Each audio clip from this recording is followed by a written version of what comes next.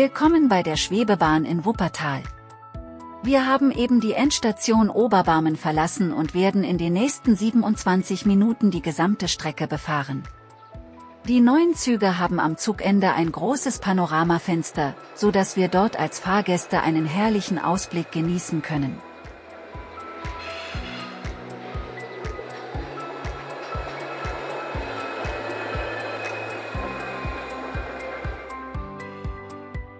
Die Schwebebahn in Wuppertal hat nur eine einzige Linie mit insgesamt 20 Haltestellen. Gleich werden wir in Wupperfeld eintreffen. Dort kommt die Wupper und damit die Schwebebahn der Haupteisenbahnstrecke ganz nah. Bitte beachten Sie im Hintergrund den grauen ehemaligen Gasbehälter. Heute bietet der Gasometer an der Mohrenstraße als Industriedenkmal eine Erlebniswelt.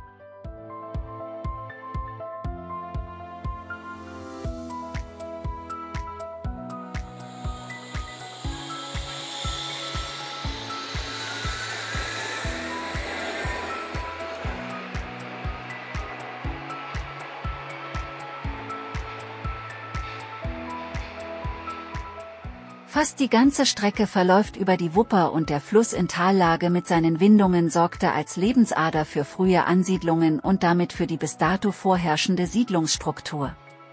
Es bestand um 1890 der Bedarf nach einer Bahn, die die beidseitig längs dem Fluss erbauten Stadtteile verbindet. Was lag näher als eine Bahn, die dem Fluss folgte?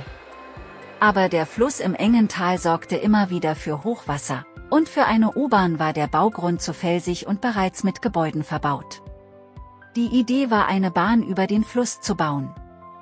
Der Stahlbau mit Nieten als Verbindungselement erlebte damals eine Blütezeit. In Paris wurde gerade der Eiffelturm errichtet und in Wuppertal war man sich zu der Zeit auch bereits klar, die Bahn müsse mit Stahlbauelementen über den Flusslauf erstellt werden.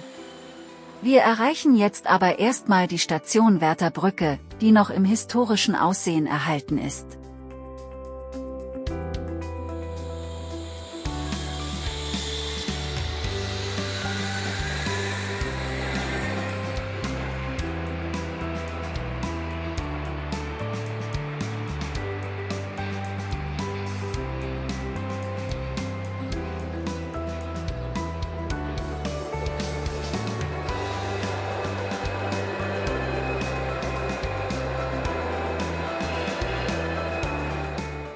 Dem Erfindergeist von Eugen Langen aus Köln ist es zu verdanken, dass in Wuppertal eine Einschienen-Schwebebahn erbaut wurde, die am 1. März 1901 eingeweiht wurde.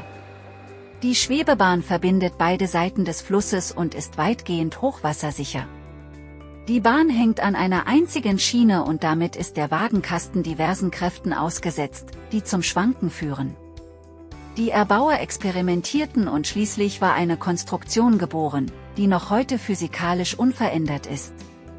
Dabei ist das Ausschwenken auch der größte Vorteil der Schwebebahn, denn dadurch können die hohen Fliehkräfte in den engen Kurven auf natürliche Weise durch das Ausschwenken der Wagen ausgeglichen werden und so muss im Gegensatz zu anderen Schienenbahnen die Geschwindigkeit in den Kurven nicht reduziert werden. Gleich fahren wir ein in die Station Alter Markt.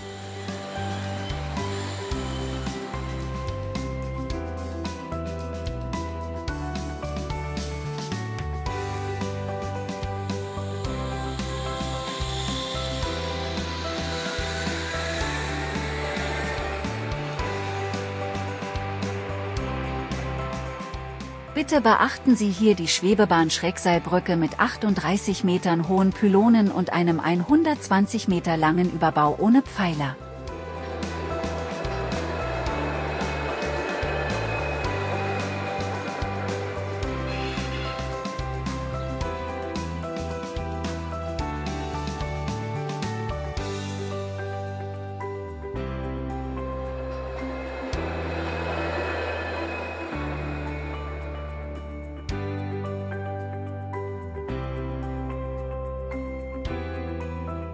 In Kürze werden wir im Fluss die Elefantensteinskulptur zu Ehren von Tuffy sehen, einem kleinen Elefanten.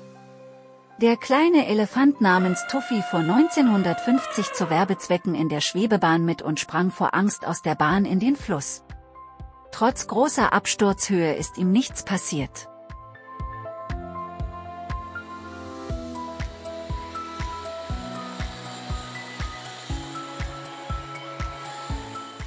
Die Bahn erreicht jetzt den Haltepunkt Adlerbrücke.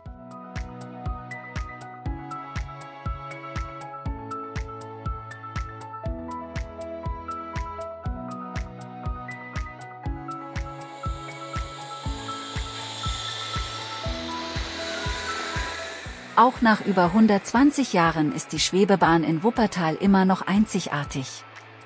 Weltweit gibt es nur eine Handvoll Einschienen-Schwebebahnen. Es gibt aber etliche ähnliche Systeme mit 2 Schienen und ebenfalls hängenden Fahrzeugen. Im Jahr 1900 ließ es sich Kaiser Wilhelm nicht nehmen, noch Monate vor der Einweihung eine Testfahrt mit dieser eigenartigen Bahn zu machen und die Vorzüglichkeit dieses neuen Verkehrsmittels zu erleben. Und so eilte damals nach dem Ertönen der Abfahrtsglocke schwebend und umjubelt der Kaiser mit dem Wagen über die Köpfe der Untertanen hinweg. Dieses Gefährt ist eine kolossale Erfindung.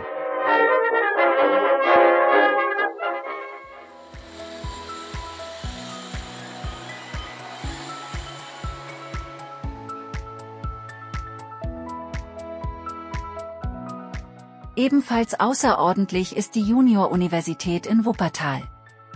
Die Junior-Uni ist eine Bildungs- und Forschungseinrichtung für Kinder im Alter von 4 bis 20 Jahren, die es in Wuppertal seit 2008 gibt. Im Jahr 2013 wurde der bunte Neubau an der Loherbrücke bezogen, direkt neben der Schwebebahnhaltestelle.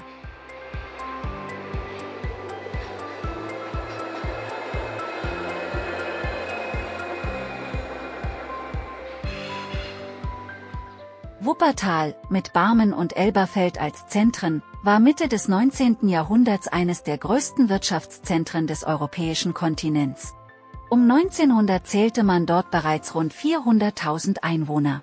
Barmen und Elberfeld waren bedeutende Großstädte mit immenser Wirtschaftskraft.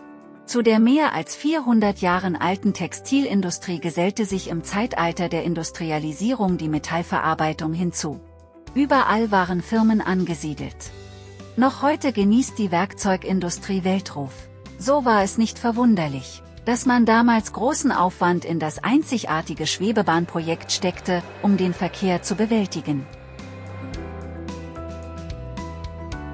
Die damalige Architektur der Bahnhöfe kann man noch an 3 historisch erhaltenen Stationen bestaunen.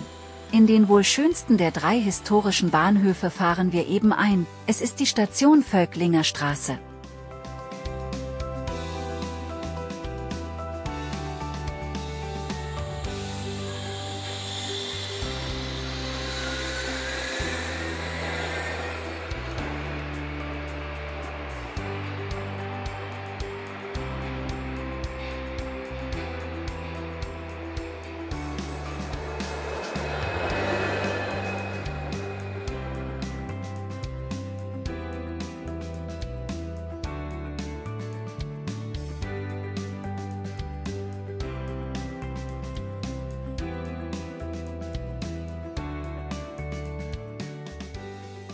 Wer hat die meisten Treppen im ganzen Land? Die Wupper liegt im tiefen Einschnitt und so verwundert es nicht, dass es in Wuppertal mit zurzeit rund 360.000 Einwohnern rund 500 öffentlichen Treppen mit über 12.000 Stufen gibt. Das ist dann Platz 1 in Deutschland, wobei Stuttgart ebenfalls eine extrem hohe Anzahl von Treppen aufweist.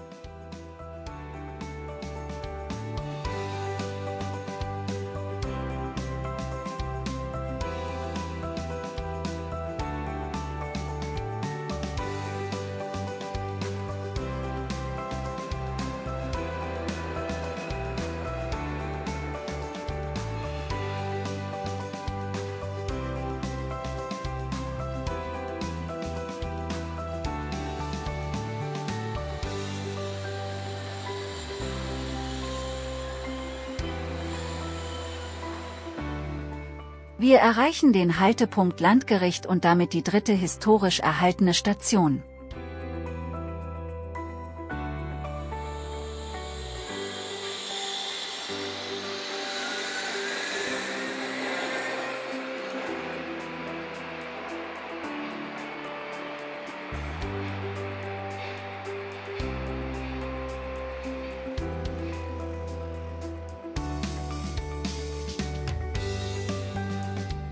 Im Laufe der Jahre wurden immer wieder neue Fahrzeuge angeschafft.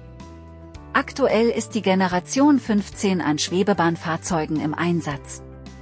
Wobei die Zahl 15 für das Inbetriebnahmejahr 2015 steht. Neben dem Prototypen und dem Kaiserwagen und der ersten Generation aus dem Jahr 1900 gab es die Generation 1950, den blauen Enzian aus 1962 sowie die Baureihe 1972, die den meisten wohl noch bekannt sein dürfte, weil viele dieser Züge eine Komplettwerbelackierung hatten und somit recht auffällig waren. Der Kaiserwagen ist immer noch betriebsfähig und fährt zu besonderen Anlässen bzw. kann für Ausflugsfahrten gemietet werden.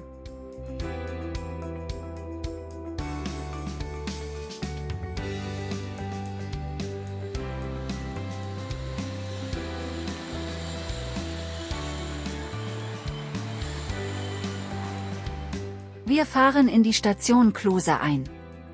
Die Station hat ein futuristisches Aussehen aus grün gefärbtem Stahl und Glas, welches an ein Raumschiff oder eine Raumstation erinnert. Insbesondere abends lassen sich hier außergewöhnliche Fotos machen.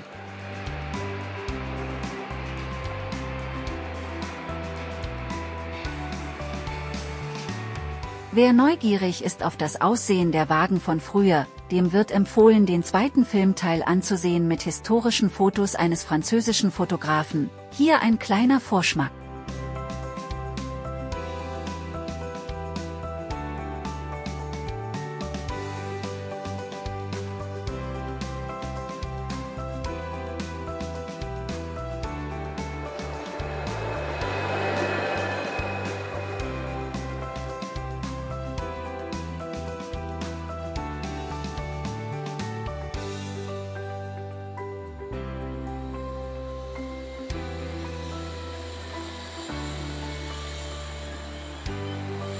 Wir erreichen nun den Haltepunkt Hauptbahnhof. Hier gibt es, wie zu erwarten war, den größten Umsteigestrom.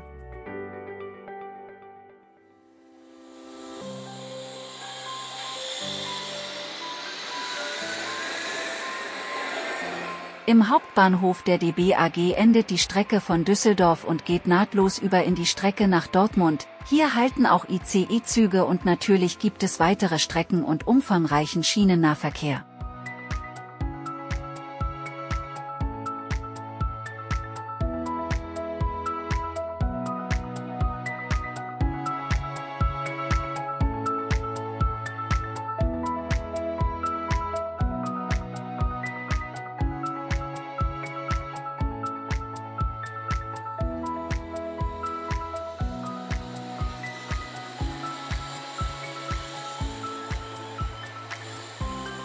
Nächste Station, Ohlingsmühle. Auch diese Station ist recht futuristisch, eine kubisch über Eck konstruierte Metall-Glas-Architektur. Wie der Name schon sagt, stand früher hier bis 1870 eine Wassermühle an der Wupper. Die Mühle musste damals dem Bau der Schwebebahn weichen, geblieben ist nur der Name.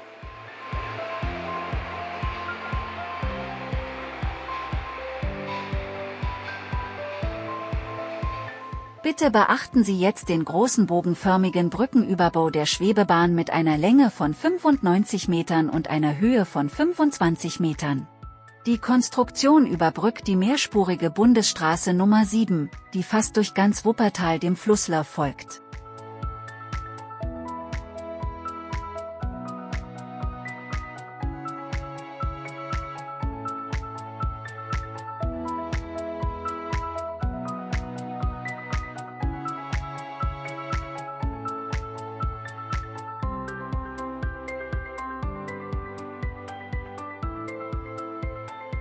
Wer ist Robert Daum? Robert Daum war der erste Bürgermeister in Wuppertal nach dem Zweiten Weltkrieg. Seine wichtigste Aufgabe war, die Stadt wieder aufzubauen. Nach ihm ist ein Platz benannt, der zu den wichtigsten Verkehrsknoten der Stadt zählt, und auch die Schwebebahn hält soeben an diesem Platz.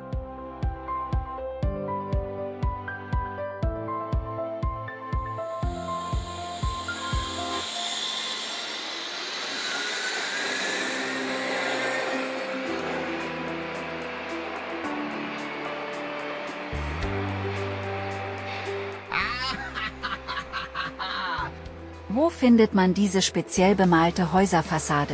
Westlich vom Robert-Daum-Platz in der Moritzstraße. Es ist eine Coworking Station, man kann dort arbeiten und Räume mieten, man bietet dort den Kunden eine inspirierende Arbeitsumgebung.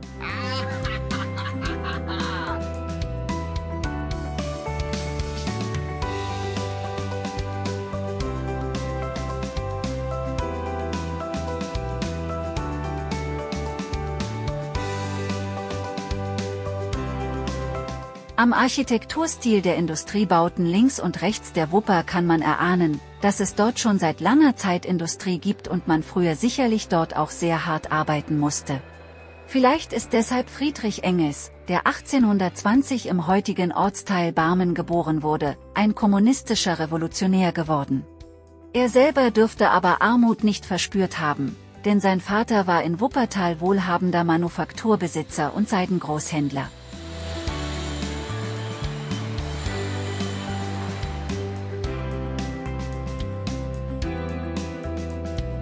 Die Station Pestalozzi-Straße wurde im Jahr 2000 erneuert.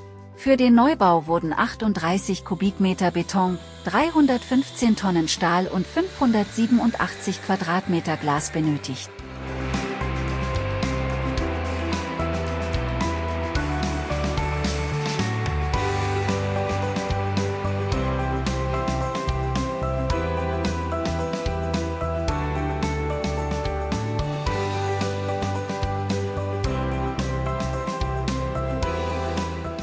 Zum Betrieb der Schwebebahn folgende Informationen: Gefahren wird in den Hauptverkehrsstunden im 3-Minuten-Takt mit 22 Fahrzeugen.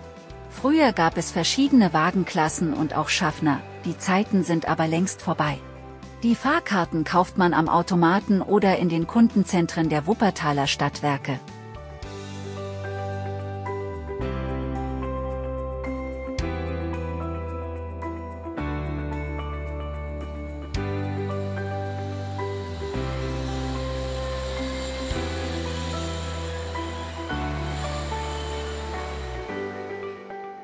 Wir kommen an der Station Westende an. Sie wurde im Jahr 2001 neu erstellt und hat die gleiche Architektur wie die Station Pestalozzi-Straße.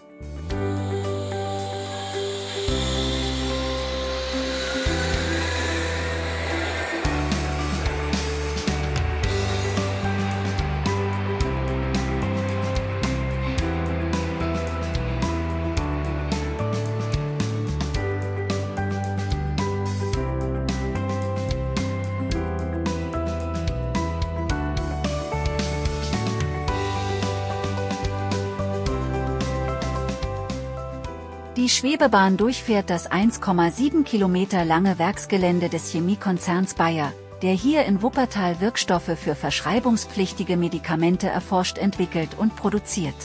Bayer ist seit 1863 in Wuppertal ansässig. Es ist der Gründerstandort des inzwischen weltweit operierenden Unternehmens. Bayer arbeitet auch seit vielen Jahren eng mit der Wuppertaler Junior-Uni zusammen.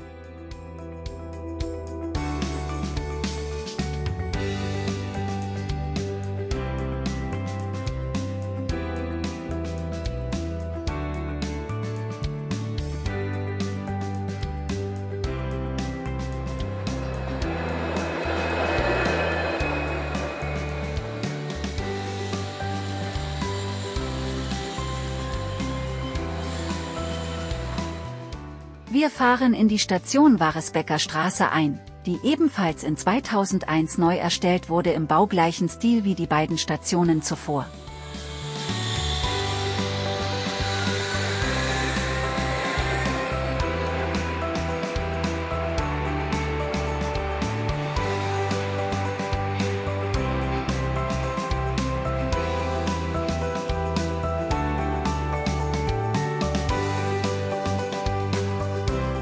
Natürlich gab es in Wuppertal auch Erfindungen mit großer Bedeutung. Aspirin und Raufasertapete sind zum Beispiel zwei bekannte Produkte, die in Wuppertal erfunden wurden.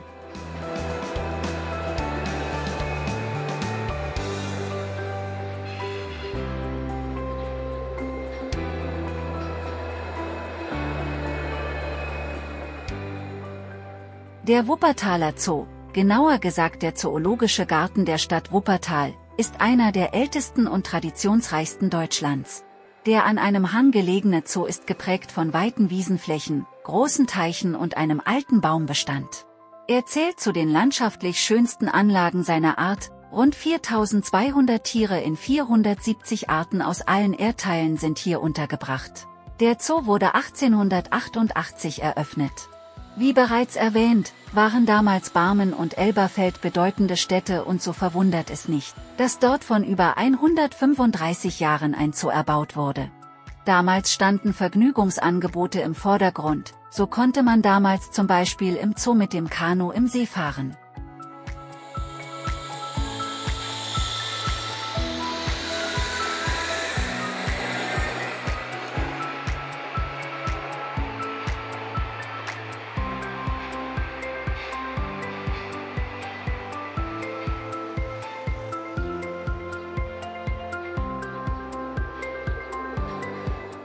Wir verlassen die Wupper und fahren im Bogen über die Bundesstraße 228 auf die sogenannte Landstrecke der Schwebebahn.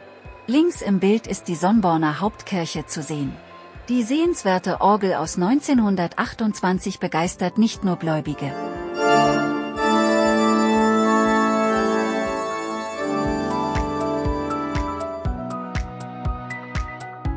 Vor uns liegen noch 4 Haltestellen. Davon sind 3 direkt über der Straße angelegt. Die Schwebebahn fährt durch ihre Höhenlage völlig unabhängig vom Straßenverkehr. Ampeln und Kreuzungen stören die Fahrt nicht.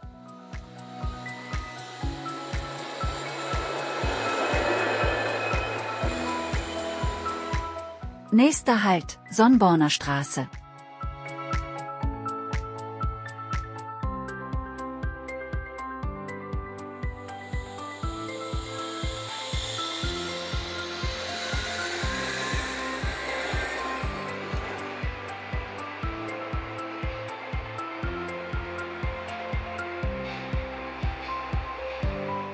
Die Sonnborner Straße wurde aufgrund Neubau von Bundesstraße und Autobahn unterbrochen, aber die Schwebebahn fährt wie eh und je über alle Veränderungen hinweg.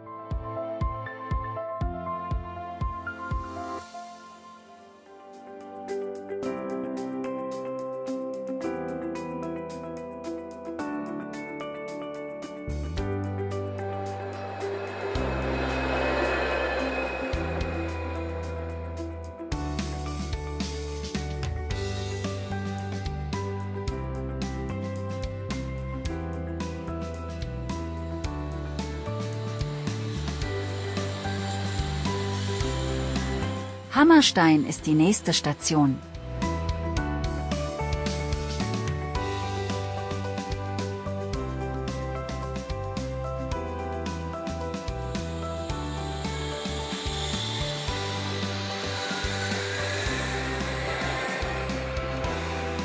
Zwei übliche Begriffe dürfte es wohl nur bei der Wuppertaler Schwebebahn geben, nämlich die Begriffe Landstrecke und Wasserstrecke, also die Unterscheidung über welche Art der Oberfläche die Bahn hinwegschwebt.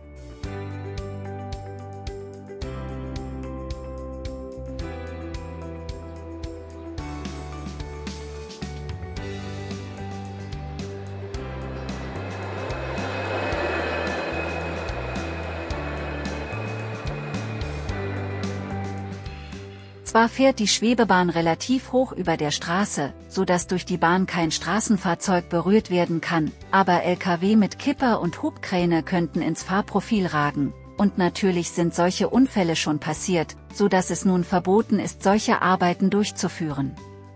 Warnschilder im Straßenraum weisen sogar darauf hin.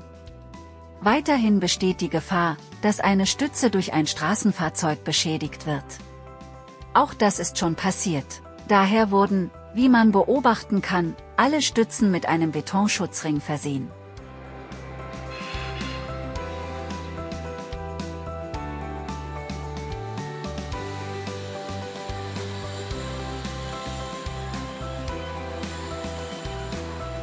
Nächste Haltestation, Bruch.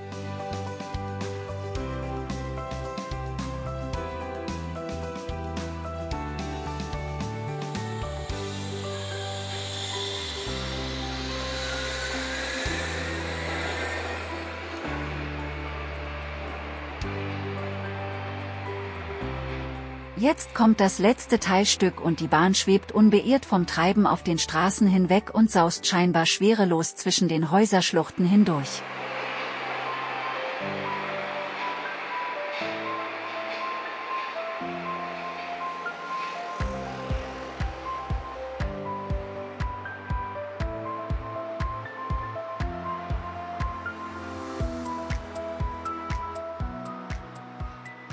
In Kürze erreichen wir Vohwinkel und damit eine der beiden Endstationen. Dort wenden dann die Bahnen mittels enger Bogenfahrt.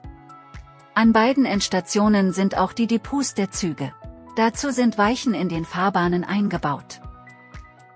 Früher gab es auch Weichen im Streckenbereich, aber heutzutage gibt es keine Weichen mehr zwischen den beiden Endstationen. Alle Züge fahren also hintereinander her wie auf einem umlaufenden Band.